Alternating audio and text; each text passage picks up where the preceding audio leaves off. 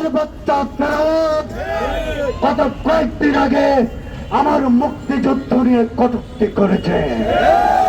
আমার ৩০ লক্ষ শহীদ ভাই বোনদের নিয়ে কটূক্তি করেছে।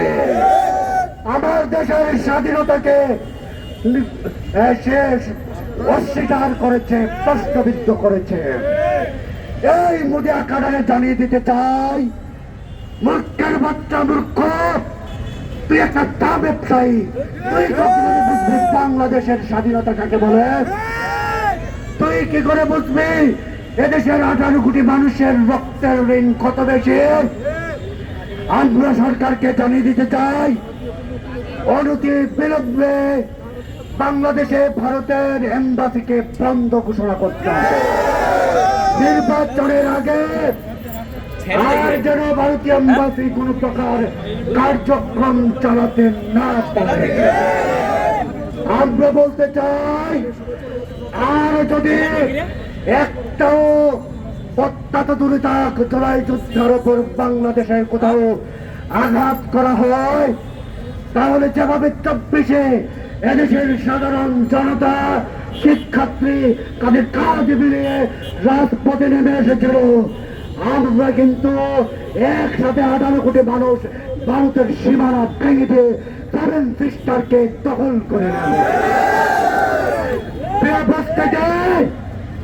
আমাদের দেশ থেকে ভারতীয় সকল ধরনের কাপড় চোপড়, কসমেটিক্স থেকে ইলেকট্রিক পণ্য আমরা বয়কট ঘোষণা করলাম।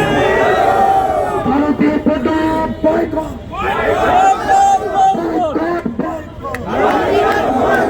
ভারতীয় পণ্য boycott, boycott, boycott, boycott, boycott.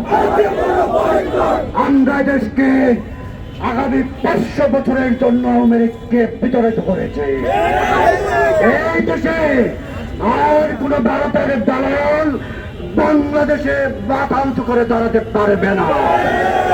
যদি কোন সন্ত্রাসে ভারতের এই দেশে কোন অত্যাচারায় ভারতের দাবিদারি করে কোন প্রকার বক্তব্য প্রদান করে, আমরা তাদেরকে শেখ হাসিনার মতো লাল কার্ড দেব। বাংলাদেশে আর কোন ভারতীয় দাবিদারের জায়গা নয়। আমরা দেশের মাটি থেকে আগামী 500 বছরের জন্য ভারতীয় আধিপত্যবাদের কবরস্থ রচনা করেছি।